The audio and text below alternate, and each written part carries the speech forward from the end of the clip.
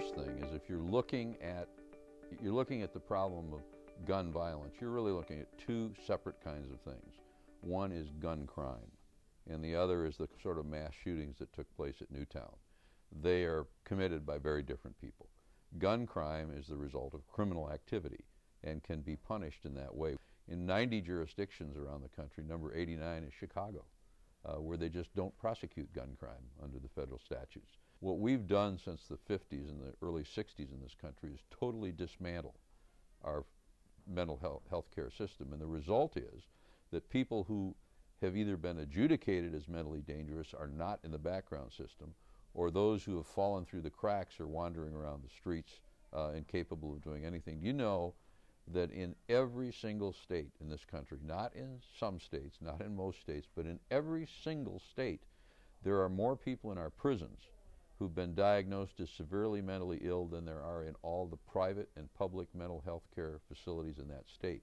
You know, after Newtown, when Wayne LaPierre, our executive vice president, suggested that perhaps we should think about putting armed security in our schools, people said, well, that was a crazy idea, and then they realized that 30,000 of our schools already have armed security. You can't, in the name of trying to solve this problem, just blame it on a firearm, which is a tool.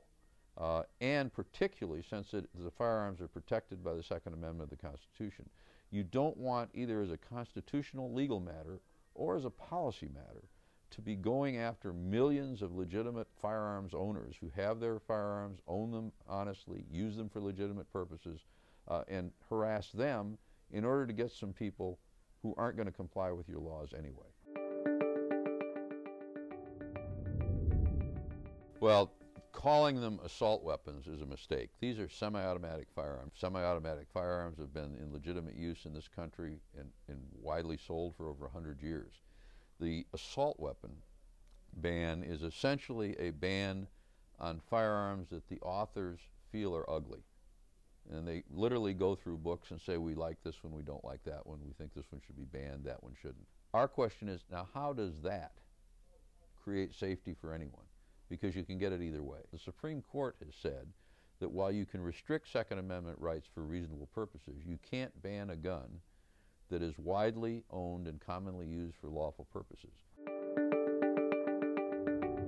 The President's entire package was disappointing in that it was primarily aimed at firearms themselves and not at the misuse of firearms. Nonetheless, the President in his statement did suggest that it was time to prosecute gun crime. Since prosecution of gun crime in this country has fallen 35% during his presidency, we see that as a good reversal. We think existing laws should in fact be prosecuted. The President suggested, at least in passing, that it was time to relook at the mental health care system. We think that's crucial. He also suggested that they were going to update and improve the NICS system, the National Instant Check System. We think that's crucial because it doesn't work very well right now. So those are things that we can all agree on. What we don't agree on are proposals that are violative of the Second Amendment rights of honest citizens, that put too great a burden on people owning and using firearms for legitimate purposes, or that tend to blame the firearm for the acts of a criminal or someone who's deranged.